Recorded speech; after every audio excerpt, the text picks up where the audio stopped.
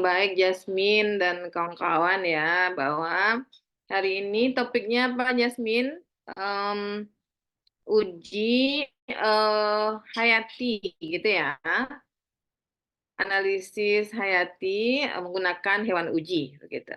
Nah, Ibu mungkin pada kesempatan ini hanya menghantarkan saja Ananda semua kepada topik tentang bioessay ini. Nanti mungkin Ibu akan menitipkan tugas ya untuk pendalaman yang bisa Anda lakukan dan nanti dilaporkan. Seperti itu ya, sehingga Ibu hanya mengantarkan saja. Nanti silahkan aplikasikan, dicari informasi yang lebih mendalam lagi dari tugas yang akan Ibu berikan nanti. Oke ya. Kenapa belum on cam semua? Masih ada kendala?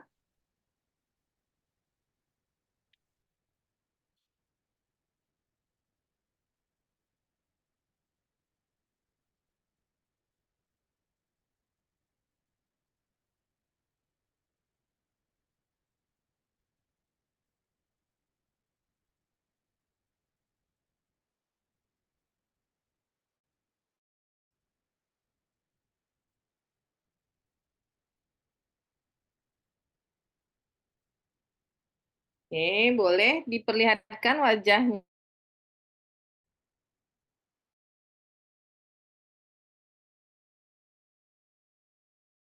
Tahu adalah studi seperti itu ya. Jangan hanya memperlihatkan gambar jembatan atau apalah ya. Yang mau Ibu lihat itu adalah pesta.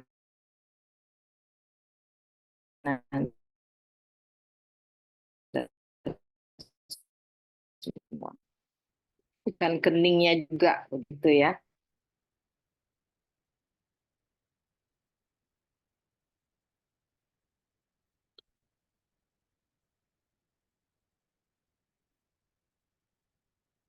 Bisa kita mulai? Bisa Bisa, Bu.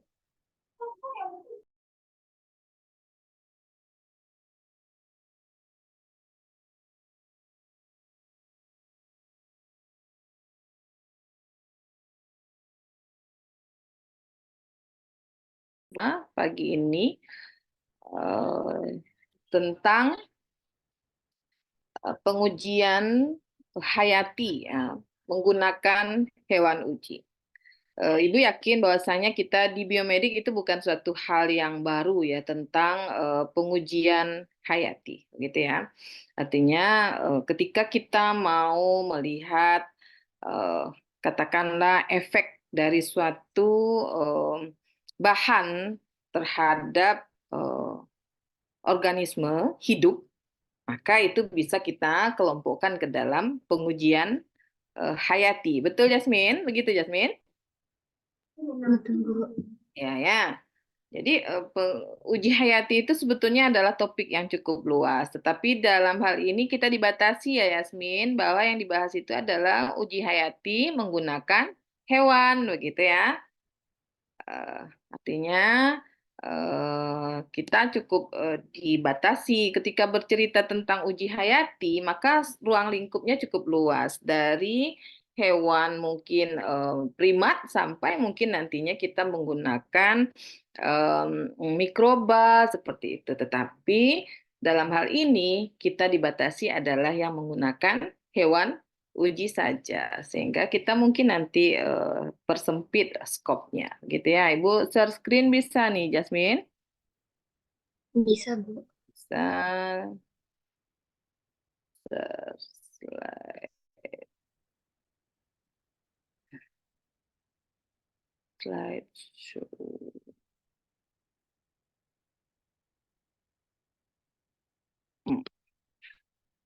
Itu ya, tentang bioessay gitu ya, analisis hayati.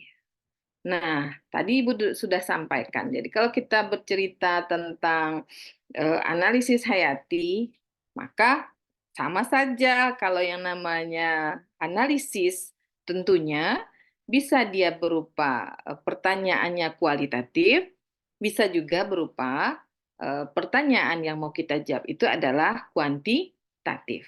Ketika kita mau mengetahui ada atau tidak, maka itu masuk ke dalam analisis hayati yang kualitatif. Tetapi ketika kita mau menjawab di dalam pekerjaan analisis kita itu yang menjadi hipotesa di kita adalah berapa jumlah senyawa yang memberikan efek tertentu, maka itu kita jatuh ke dalam analisis hayati yang kuantitatif, gitu ya. Nah, di sini analisis hayati kita bagi menjadi dua, gitu ya Yasmin. Bisa analisis kualitatif dan analisis kuantitatif. Suatu sediaan obat atau bagian-bagian dari senyawa yang ada di alam ini yang mau kita lihat apakah dia memberikan efek atau tidak. Kalau dia memberikan efek, berapa efeknya atau seperti apa hubungan antara jumlah dengan efek yang diberikan, maka itu masuk ke dalam analisis hayati. Ya. Nah, sistem hayatinya apa? Ya bisa berupa media hidup. Ya, media hidupnya bisa berupa hewan utuh, atau mikroorganisme, kata Ibu tadi, atau enzim. Enzim itu masuk ke dalam sistem hayati ya, Yasmin. Nah, atau juga bisa berupa kultur sel. Ya, berapa Ibu lihat kemarin ada yang magang mencoba aktivitas sitotoksik, misalnya ya, memakai kultur sel. Maka itu juga masuk ke dalam pengujian hayati atau bioassay. Betul? Betul, Bu. Ya, kultur sel. Nah, atau mungkin kita menggunakan enzim-enzim begitu ya di dalam penapisan aktivitas. Maka itu juga masuk ke dalam analisis hayati. Atau ketika kita mau melihat potensi dari suatu antibiotika. Ya, kalau di farmasi mungkin mau melihat potensi antibiotika, artinya kita menggunakan mikroba atau mikroorganisme. Maka itu juga masuk ke dalam analisis hayati. Kita mau melihat mungkin apakah antibiotika ini betul ini memberikan daya hambat terhadap pertumbuhan mikroorganisme. Maka itu masuk ke dalam kelompok analisis hayati kualitatif. Kemudian berapa sih konsentrasi dari antibiotika itu yang memberikan daya hambat tertentu? Maka itu masuk ke dalam analisis hayati kuantitatif. Jadi mikroorganisme itu juga masuk ke dalam sistem hayati. Nah, dan terakhir adalah terhadap hewan. Dan itu yang akan kita bahas di pagi hari ini ya. Tentunya hewan itu memang masuk ke dalam pengujian sistem hayati. Nah, penggunaan hewan di sini bisa berupa hewan secara keseluruhan, memang hewannya yang kita gunakan, atau bisa juga organ terisolasi ya dari suatu hewan. Maka itu juga dikatakan sebagai media hayati berupa hewan. Ya, sering juga kita menggunakan hanya organ-organ tertentu dari hewan untuk melihat apakah dalam uji toksisitas misalnya ya kita hanya mengisolasi bagian organ tertentu, kemudian kita mau lihat seperti apa pengaruh dari senyawa-senyawa terhadap organ-organ tertentu. Nah, jadi Ibu mau menyimpulkan bahwasanya yang dikatakan dengan analisis hayati itu ketika kita melibatkan sistem hayati di dalam pengujian kita, ya, baik uji kualitatif maupun kuantitatif dari suatu sediaan, baik itu obat ataupun bahan-bahan lain yang mau kita perhatikan efeknya terhadap sistem hayati. Oke. Next. Itu tadi ya, bahwasanya ada uji hayati kualitatif, ada uji hayati kuantitatif, ya. Kualitatif itu melihat ada atau tidak yang masuk ke dalam uji kualitatif apa saja. Ini dia uji pirogen. Tahu apa itu uji pirogen? Di sana,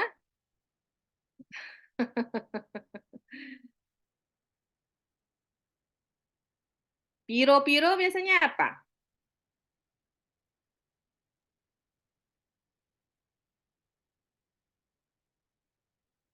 Pirogen.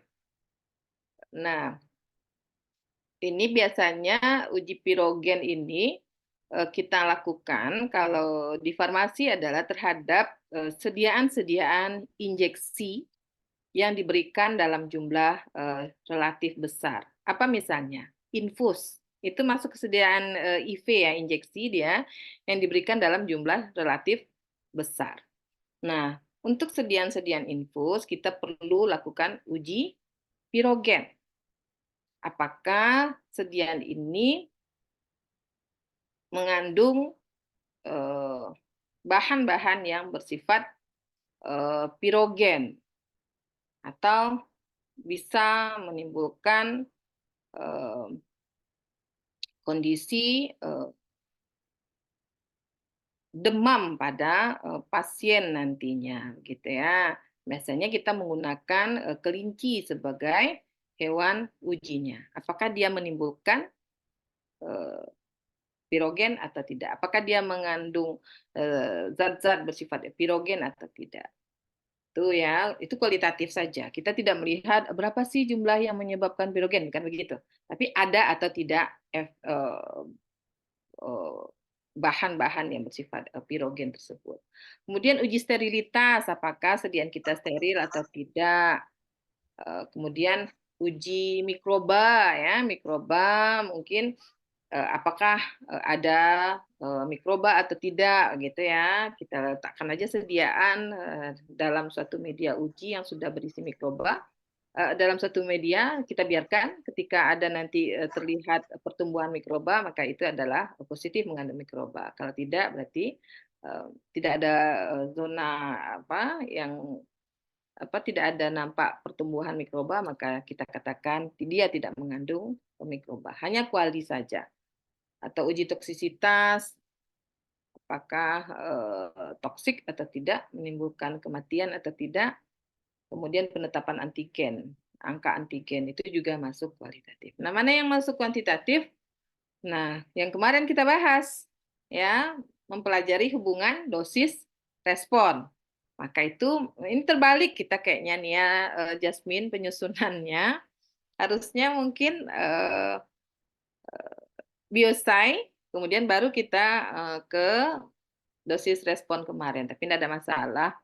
Nah, jadi hubungan dosis respon, nah itu kita pelajari dalam uji hayati kuantitatif. Berapa dosis yang mungkin memberikan respon yang kita harapkan. Artinya itu kita merujuk kepada jumlah gitu ya, maka masuk dia ke dalam uji kuantitatif.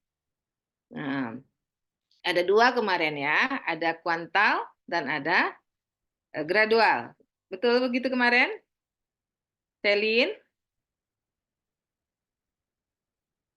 Ya, ada efek kuantal, dia hanya melihat ada atau tidak efek pada kelompok, begitu ya. Jadi kita tidak menggunakan individu, tapi kelompok hewan uji kita lihat apakah ada atau tidak respon. Nah, itu efek kuantal. Kalau gradial, kita melihat terhadap satu individu, adakah kenaikan respon dengan adanya variasi dosis seperti itu ya. Itu yang dikatakan dengan efek gradual. Bila terjadi kenaikan dosis, harapannya tentu juga ada perubahan dari respon individu. Nah, itu yang dikatakan dengan efek gradual. Kalau kuantal kemarin ada atau tidak saja. Nah, itu masuk ke dalam uji kuantitatif ya. Dan kita menggunakan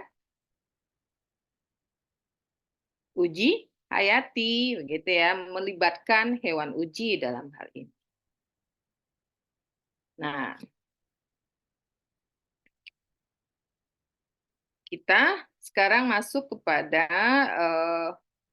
bioesai menggunakan hewan uji gitu ya. Jadi kita skip saja tentang menggunakan mikroba atau kultur sel gitu ya. Kita fokus kepada pengujian hayati menggunakan hewan.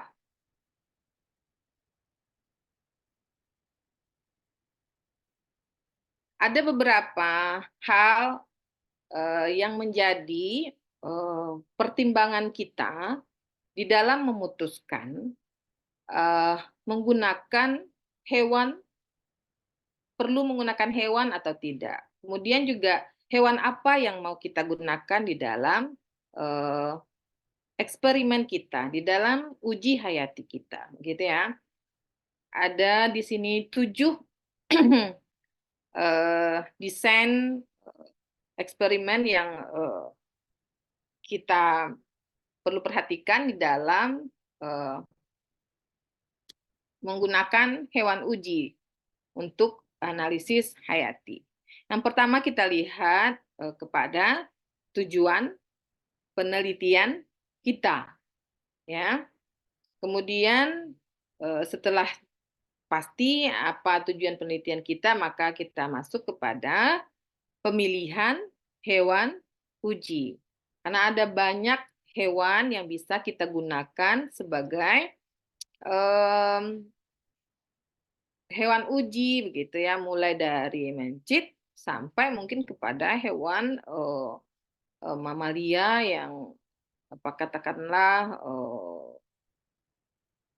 simpanse seperti itu ya, dari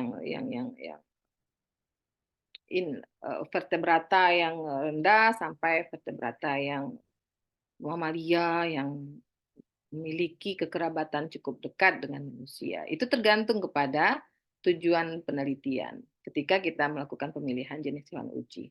Kemudian juga kita perlu pertimbangkan berapa sampel kita tersedia, berapa hewan yang akan kita libatkan di dalam penelitian kita. Kemudian dalam suatu pengujian menggunakan hewan, kita perlu membuat kelompok kontrol dan adanya kelompok perlakuan ya bagi mahasiswa yang mungkin di BRIN dan terlibat dalam riset mungkin sudah terbiasa, sudah tahu ya bahwasanya dalam suatu desain eksperimen itu kita perlu menentukan adanya kelompok kontrol dan kelompok perlakuan. Kemudian juga pengelompokan secara randomisasi, kemudian kita perlu tentukan prosedur pemberiannya, kemudian dan rencana analisis data. Nanti tugasnya terkait 7 aspek ini ya, terhadap suatu artikel yang dipublikasikan oleh peneliti. Oke, kita lihat satu persatu desain eksperimen yang menjadi pertimbangan kita di dalam melakukan penelitian menggunakan hewan uji. Yang pertama, tujuan penelitian itu mungkin kita bisa kelompokkan menjadi 3 tujuan penelitian menggunakan hewan uji. Yang pertama adalah mungkin untuk kepentingan mengukur toksisitas, kemudian juga untuk kepentingan melihat efikasi suatu obat, dan yang ketiga adalah untuk pengujian respon imun. Jadi ada 3 kepentingan ini yang biasanya kita melakukan pengujian menggunakan hewan uji. Nah, dalam mengukur yang pertama mengukur toksisitas. Kapan kita perlu melakukan uji toksisitas ini? Biasanya dalam pengembangan obat, uji toksisitas ini eh, digunakan untuk melihat keamanan suatu kandidat obat sebelum diuji pada manusia. Maka kita lakukan dulu toksisitas prekliniknya atau menggunakan hewan uji. Sini bisa kita lakukan hewan uji itu untuk menguji toksisitas akut, toksisitas subkronik, dan toksisitas kronis. Apa itu uji toksisitas akut? Yaitu untuk mengevaluasi efek toksik dari paparan tunggal atau juga hewan itu kita berikan sediaan uji dalam jangka pendek, begitu ya. Nah, itu dikatakan sebagai uji toksisitas akut. Nah, di sini untuk menentukan lethal dosis atau LD50. Nah,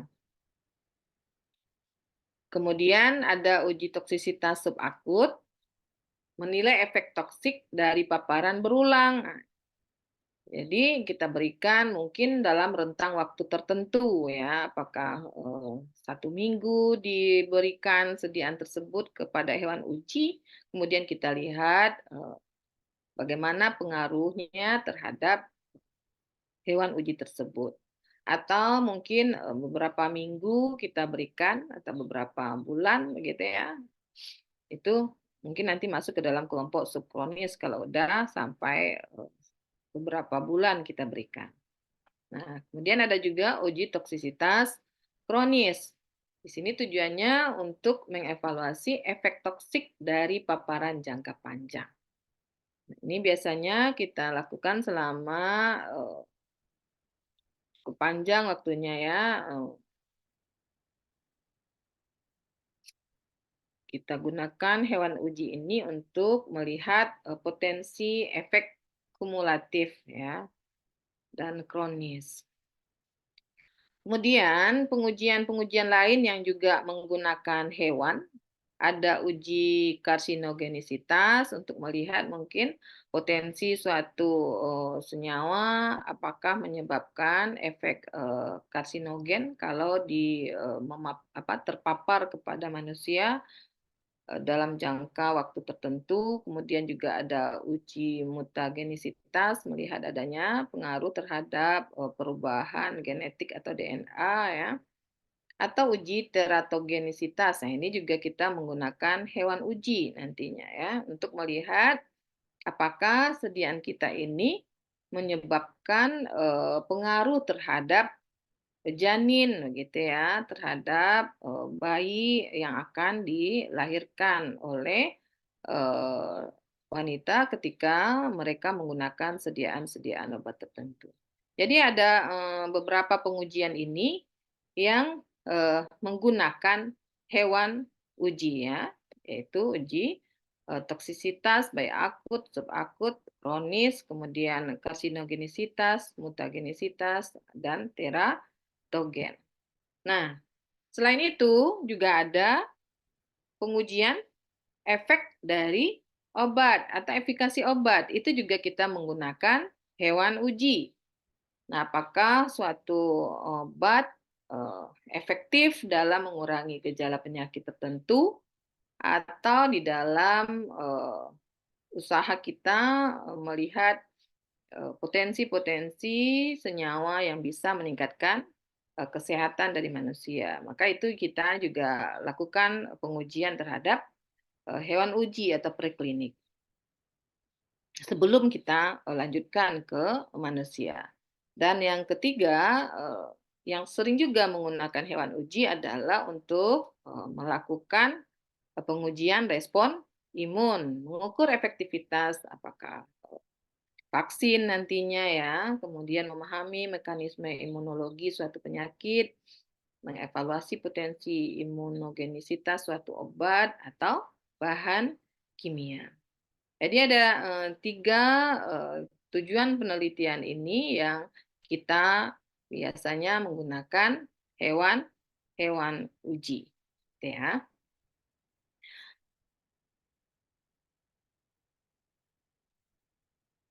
Nah, tadi disampaikan juga bahwasanya hewan uji itu cukup banyak ya yang bisa kita gunakan eh, dalam penelitian. Tetapi tentunya kita memiliki beberapa pertimbangan di dalam memilih hewan uji mana yang akan kita gunakan sesuai dengan tujuan dari penelitian kita tadi. Jadi kita perlu pilih spesies yang paling sesuai dengan tujuan penelitian dan yang memiliki relevansi biologis terhadap manusia ya atau lingkungan yang sedang diteliti.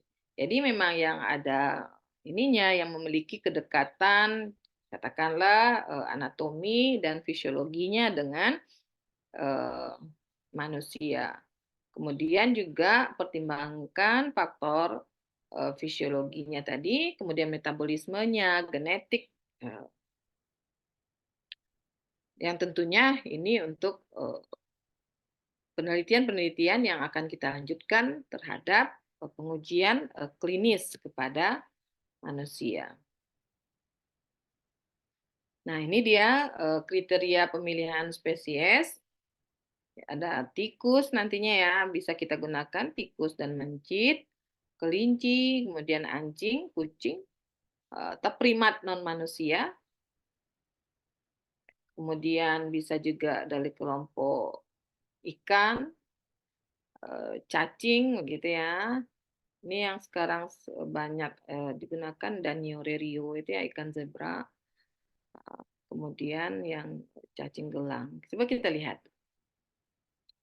Pemilihan hewan uji untuk tikus dan mencit sering digunakan karena ukurannya yang kecil, kemudian biaya rendah, kemudian lebih gampang di dalam menanganinya, begitu mungkin ya. Kemudian ini biasanya kita pilih untuk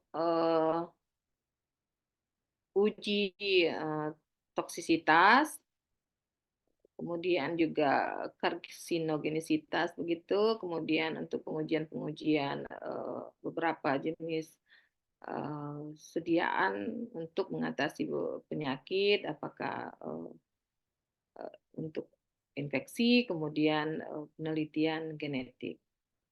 Sering kita gunakan kelompok Rodentia ini, mencit atau tikus.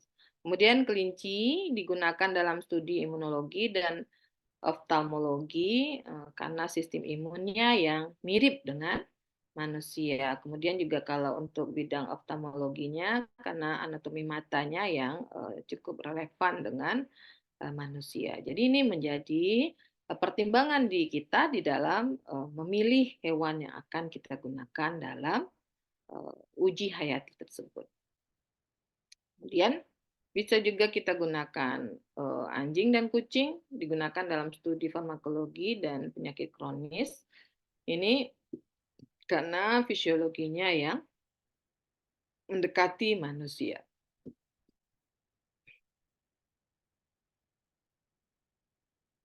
Nah, kalau yang primat itu yang mungkin kita gunakan simpanse dan sejenisnya itu biasanya untuk penyakit-penyakit neurodegeneratif atau untuk uji-uji imunologi yang lebih spesifik seperti itu ya sehingga kita memang memerlukan hewan model yang sangat dekat kekerabatannya dengan manusia. Nah, untuk pengujian studi perkembangan dan genetik,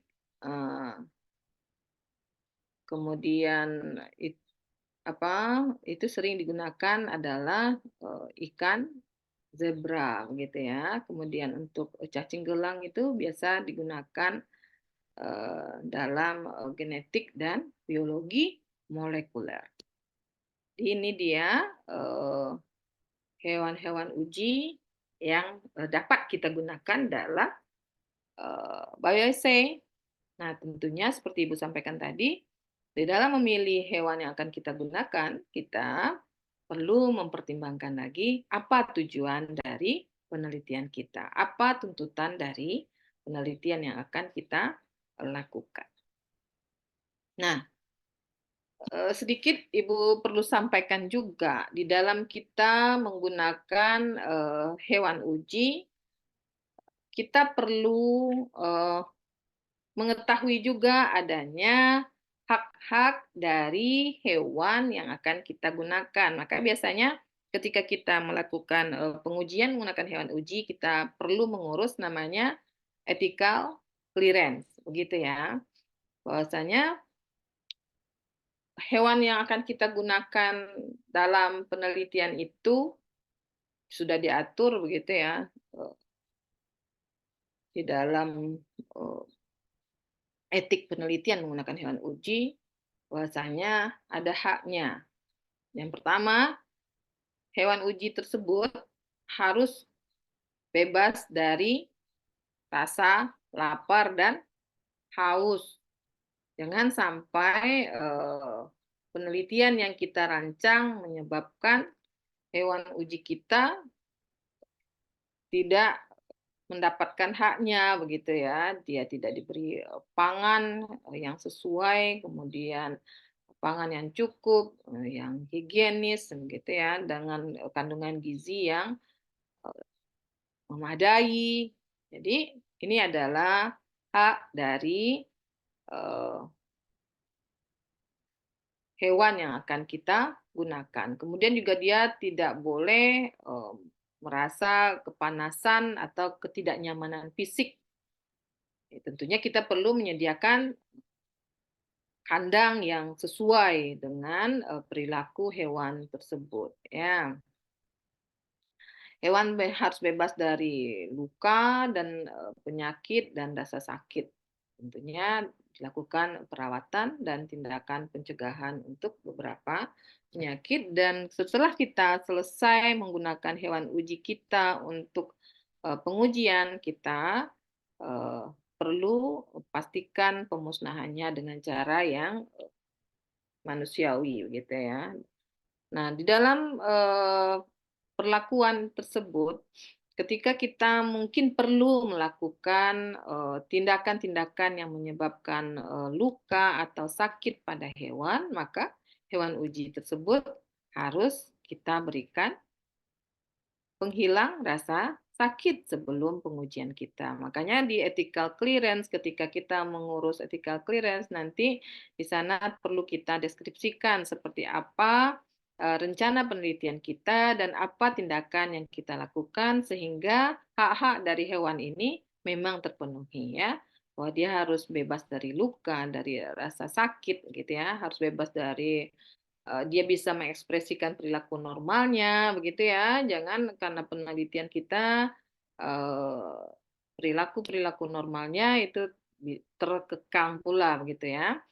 Kemudian ya semua hak-hak hewan ini perlu dipastikan tidak terkebiri karena penelitian kita. Dan ini menjadi panduan di dalam kita membuat rancangan penelitian yang nantinya akan kita gunakan untuk pengurusan ethical clearance. Jadi, ketika kita menggunakan hewan uji untuk penelitian, maka ethical clearance itu menjadi salah satu persyaratan. Ada yang kemarin menggunakan hewan uji di dalam ininya magang kemudian mengerjakan proyek penelitian itu yang menggunakan hewan uji? Tidak ada. Yang di BRIN-BRIN itu tidak ada yang menggunakan hewan uji?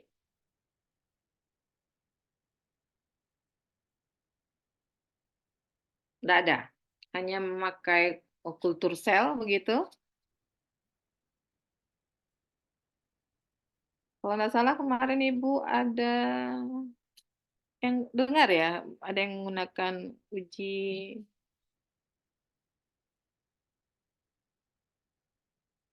mungkin hanya sitotoksik. Begitu. Ada yang sitotoksik kemarin yang kerja di BRIN?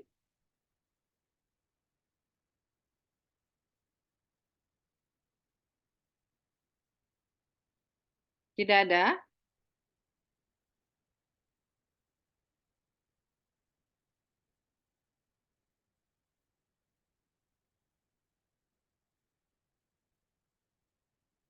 Izin Bu Suci, uji kita toksik Bu. Pengujian? Pengujian efek tumbuhan terhadap sel mamalia Bu. Uji toksisitas. Iya Bu. Toksisitas apa? Viabilitas selnya Bu. Uji Uji viabilitas sel Bu. viabilitas sel. Oh, sitotoksik menggunakan ini, kultur sel. Iya Bu. Sel lain ya. Oke. Sel lain. Artinya kita tidak melakukan ini ya, ethical clearance. Tidak Bu, karena selnya ini udah ditumbuhkan dari awal. Iya. Nah, kapan kita perlu ethical clearance? Ketika kita menggunakan hewan utuh, begitu ya. Maka kita perlu lakukan pengujian ethical clearance. Ya, nanti tidak ada yang menggunakan hewan secara utuh.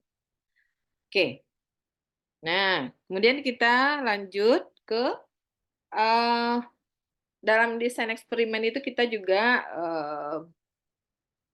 perlu menentukan berapa jumlah hewan uji yang akan kita gunakan di dalam penelitian kita. Dan ini tentunya pertimbangan jumlah ini perlu kita pastikan sesuai dengan analisis data yang kita rencanakan untuk mengambil kesimpulan. Ya, kalau misalnya suatu kita memakai nanti katakanlah dalam analisis data nanti kita memakai metode statistik, nah, tentunya di dalam pengujian statistik itu ada jumlah data yang perlu dipenuhi begitu ya, sehingga jumlah hewan uji itu kita rencanakan sesuai dengan kebutuhan dari pengambilan kesimpulan kita menggunakan metode statistik. Ya, jangan nanti tidak memenuhi ternyata dengan model statistik yang kita pilih, ya, padahal kita sudah lakukan. Jadi kita perlu pertimbangkan lagi. Kita pakai metode statistik yang mana, berapa minimal data yang diperlukan untuk bisa diolah dengan metode statistik tersebut. Sehingga jumlah hewan uji yang kita rencanakan merujuk kepada pertimbangan itu. Oke. Nah, dalam penelitian menggunakan hewan uji, kalau kita mau melakukan uji kualitatif maupun kuantitatif, maka kita memerlukan adanya dua kelompok, yaitu kelompok kontrol dan kelompok perlakuan. Nah, kelompok kontrol itu biasanya tidak kita berikan sediaan uji, dan pada kelompok perlakuan itu yang kita berikan sediaan uji. Tujuannya adalah kita bisa nanti melihat seberapa pengaruh dari zat yang kita berikan terhadap hewan uji kita. Ketika kita tidak punya kontrol, tentunya ini akan sangat bias nantinya ketika kita mengatakan bahwa sediaan kita memiliki efek tertentu. Jadi harus ada kelompok kontrol dan kelompok perlakuan.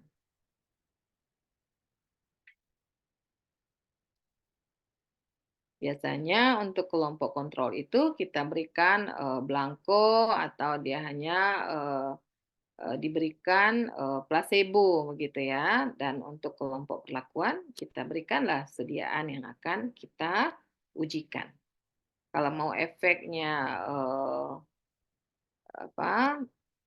gradual, tentunya kita berikan dengan perbedaan dosis begitu ya. Kalau kuantal, ya kita berikan dengan jumlah tertentu. Nah, kemudian di dalam menentukan kelompok, tadi kita ada kelompok kontrol dan ada kelompok perlakuan. Nah, di dalam mengelompokkan hewan uji tersebut, kita harus mengelompokkannya secara random, begitu ya. Bahwasanya kita tidak mengelompokkan yang sehat-sehat saja atau yang kurang sehat kelompok. Nah, itu tidak random jadinya. Jadi kita akan mengelompokkannya secara random. Tujuannya adalah supaya tercipta homogenisitas dari sampel yang kita gunakan. Gitu ya. Mengelompokkannya secara random. Bagaimana pengelompokan random itu? Kalau kita punya ada 20 hewan uji, terus mau kita kelompokkan menjadi 4 kelompok, dan tiap kelompoknya 5 ekor, seperti apa kira-kira? Kalau kita memakai, katakanlah hewan ujinya mencit misalnya, dari 20 mencit ini, yang random itu seperti apa kita mengelompokkan menjadi 4 kelompok dengan masing-masing kelompoknya terdiri dari 5 ekor hewan. Kira-kira seperti apa? Lisana mungkin bisa menyampaikan seperti apa kira-kira kita merencanakannya yang random itu? Kalau menurut Lisa, nanti hewannya kan kita masukin ke dalam satu tempat gitu, Bu. Ya, kan ada 20 tuh, 20 Ya, ada 20. karena Nah, nanti besar. Terus mau kita kelompokkan secara random menjadi 4 kelompok dengan 5 masing-masingnya. Ah, gimana? Nah, nanti disediain 4 kotak lagi, Bu. Terus nanti diambil satu-satu tanpa dilihat dia sehat atau enggak Gimana? gitu. Dari 20 itu kita buat jadi Iya. 5-5 masing-masing kelompoknya, gimana caranya? Diambil secara random aja Ya gitu, gimana Bu. random? Itu yang bertanya. Misalnya Nah, untuk menjadikannya 4 kelompok dengan 5 masing-masingnya. Gimana kita? Yang random. ngambil acak gitu, Bu. Ya, acak boleh. Ambil satu. Diambil satu, Terus terus dimasukin ke kotaknya sampai 5, nanti baru kotak lanjut satu. ke kelompok. Oh, kotak satu. Ambil satu, masukin ke kotak satu. Sampai 5. Iya, Bu. Terus nanti baru ke Oh, kotak 2, 3, 4 gitu, Bu. oke. Itu kalau Abraham dari saya. Naibaho. Makasih, Lisana. Gimana menurut Abraham Naibaho? Setuju dengan cara Lisana? Yang random itu? Kalau tujuan kita adalah supaya homogen sampelnya.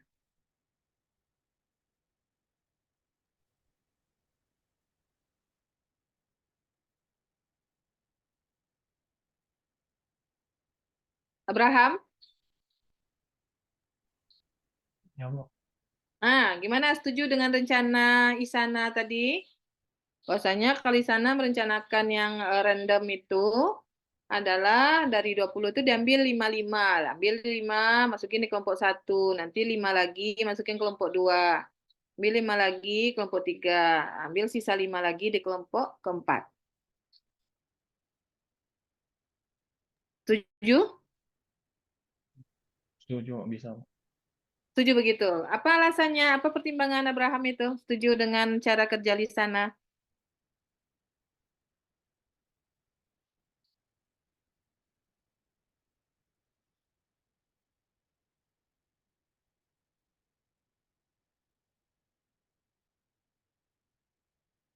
Belum ada alasan, tapi setuju ya Abraham dengan cara Isana. Nadila Ananda. Gimana menurut Nadila yang random itu? Dalam pengujian hayati kita menggunakan yang uji ini, kalau Nadila mau penelitian, yang random itu kata Isana tadi, kelompokkan aja, ambil dari 20 itu 5 di kelompok 1, 5 kelompok 2, 5 kelompok 3, 5 kelompok 4. Gimana menurut Nadila? Kurang lebih sama, Bu. Kayak bisa yang disampaikan bisa. Oh iya, kenapa setuju Nadila tuh?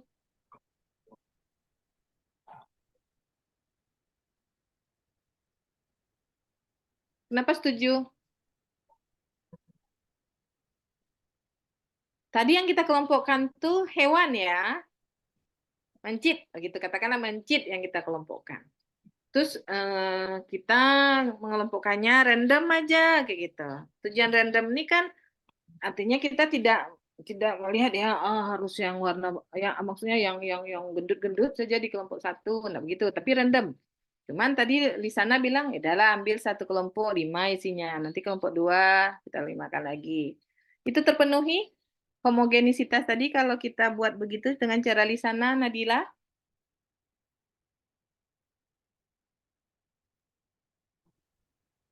Terpenuhi. Ibu perlu tanya ke terakhir lagi. Adam Fitrah. Gimana Adam? Setuju dengan cara Lisana? Kalau menurut saya mungkin bisa dengan ini Bu, diundi. Saya kan tikus ada 20. Kasih nomor 1 sampai 20, terus tulis dalam kertas 1 sampai 20, terus baru diundi. Berapa yang angka yang keluar, itulah tikusan Kita yang undi, kita yang keluarkan angka. Iya Bu. Oke, siap. Ada 2 cara lagi nih. Itu menarik juga dengan cara apa, Adam? Nah, ada pendapat lain? Makasih, Dam. Berarti kita ini ya, kita undi dia jadinya. Sesuai dengan apa yang kita dapat, nanti kita ambil. Gitu ya, Dam? Iya Bu. Iya Bu. Kita labelin berarti semua mencidang 20 kita. Iya. Oke, siap. Felda.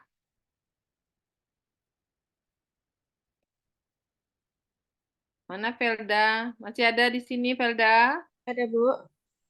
Gimana? Dengan ada cara Adam tadi, ada cara Lisana. Kalau di sana diambilnya langsung 5. 1, kelompok 1 selesai. Nanti diambilnya 5 lagi, masuk kelompok 2. Kalau Adam, random, berarti kita labelin semua hewan tuh 20. Nanti kita buat lot, begitu ya, Adam? Nah, berdasarkan yang keluar itulah kita mengelompokkannya. Mana? Atau punya pendapat lain? Setuju sama kedua-duanya, Bu. Dia memilih atau punya pendapat lain atau Oh, pakai 2 metodenya? pakai Jadi- 2 metode, Bu. Oke. Jadi di kita load, nanti selesai satu kelompok gitu ya. Load lagi, selesai kelompok kedua. Tujuan kita merandom itu tadi kan supaya homogen ya. Supaya jangan ada di salah satu kelompok itu hanya ada yang sehat-sehat saja. Dan di kelompok lain itu mungkin cenderung yang kurang sehat. Walaupun harapannya hewan yang kita gunakan sebagai hewan uji itu sama semua. Gitu ya. Tetapi tentu akan ada perbedaan dari individunya. Nah, makanya kita perlu lakukan secara random. Nah, random ini biasanya supaya tercapai yang homogen tadi, hewan itu biasanya kalau dia sehat, dia akan bersifat lincah atau bersifat malas bergerak.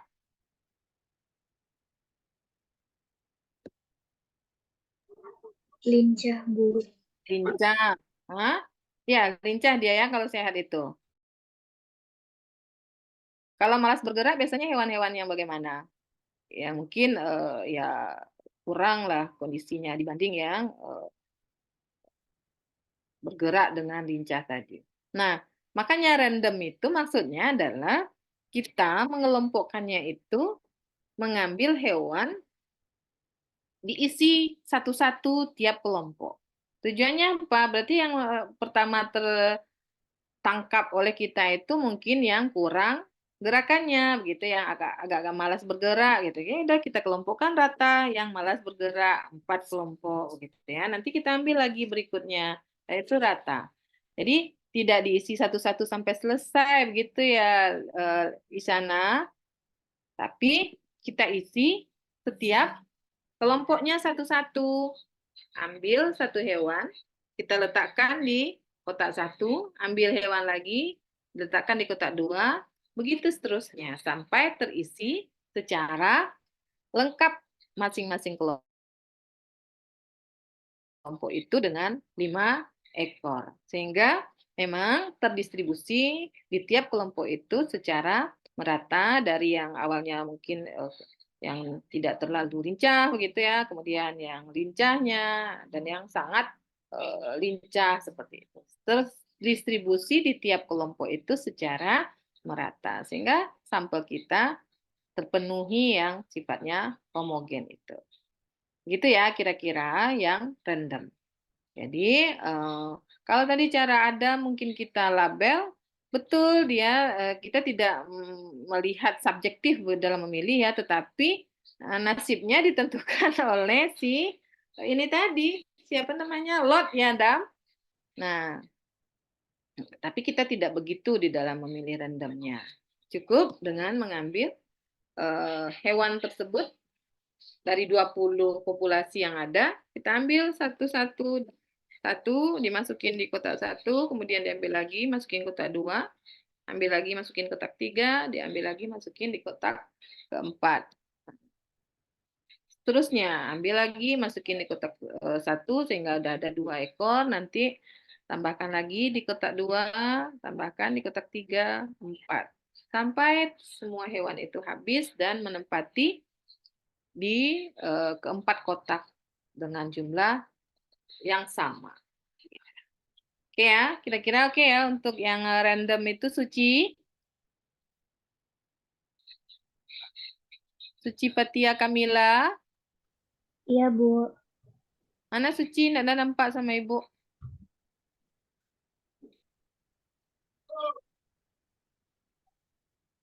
Halo Suci?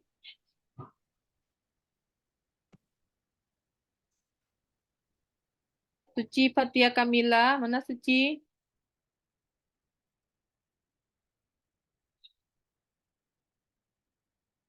Halo Suci? Iya, Bu. Mana? Udah nampak wajahnya? Udah, Bu. Coba dijelaskan lagi gimana yang random itu Suci? Kalau yang random itu baiknya dikelompokkan berdasarkan fisiknya, Bu. Kayak yang sehat dikelompokkan dulu sama yang sehat, terus yang sakit juga. Setelah itu baru kita kelompokkan satu-satu jadi 5 kelompok. Gimana? Apakah begitu tadi dijelaskannya?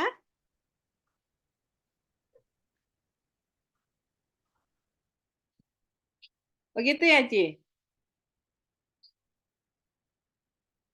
Kalau Ibu punya 20 hewan yang mau dijadikan hewan uji nih, terus Ibu mau buat 4 kelompok, jadi gimana pertama caranya, Ci?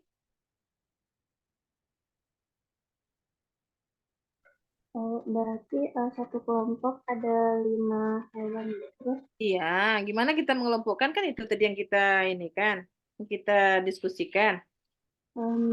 dibagi satu-satu, dimasukin satu-satu ke kelompoknya.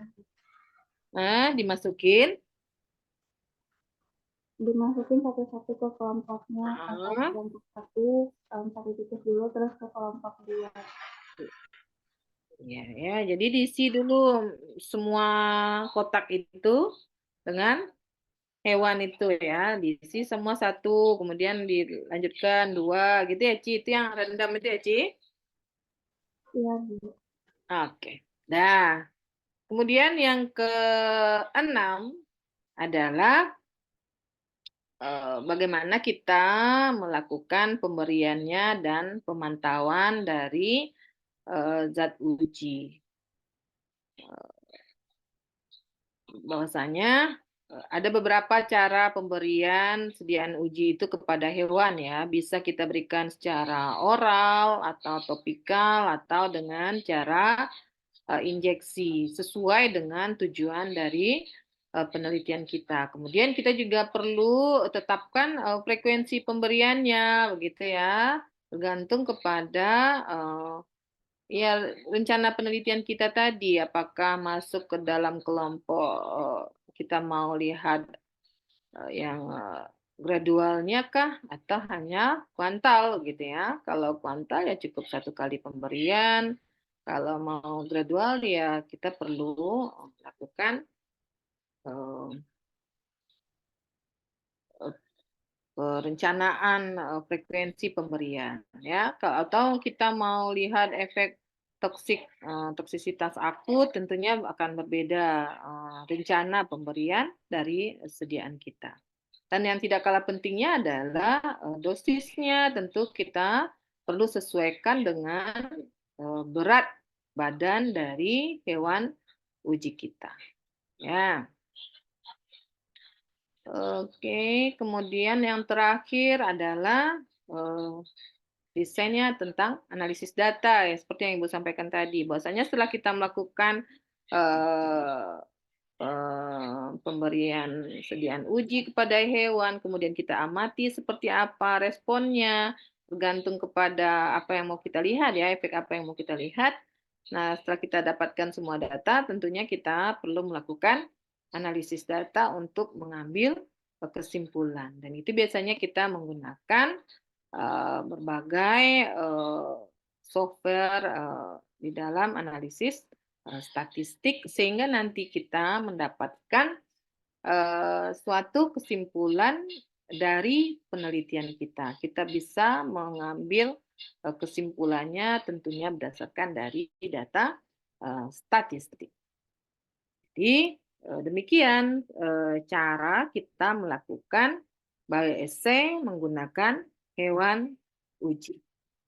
Yang penting adalah bahwa kita perlu menetapkan jenis hewan yang mau kita pakai berdasarkan tujuan penelitian kita, kemudian jumlah hewan yang sesuai dengan analisis statistik yang mau kita gunakan, tuntutan dari statistiknya, dan yang tidak kalah penting adalah kita perlu memberikan hak-hak hewan yang kita akan lakukan atau kita gunakan sebagai hewan uji, ya, dan perlu dicantumkan di dalam pengurusan ethical clearance. Bahwasanya ethical clearance merupakan syarat mutlak dalam melakukan penelitian menggunakan hewan uji, gitu ya.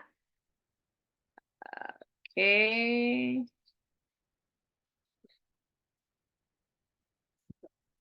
Screen. Ya. Sampai di sini ada pertanyaan?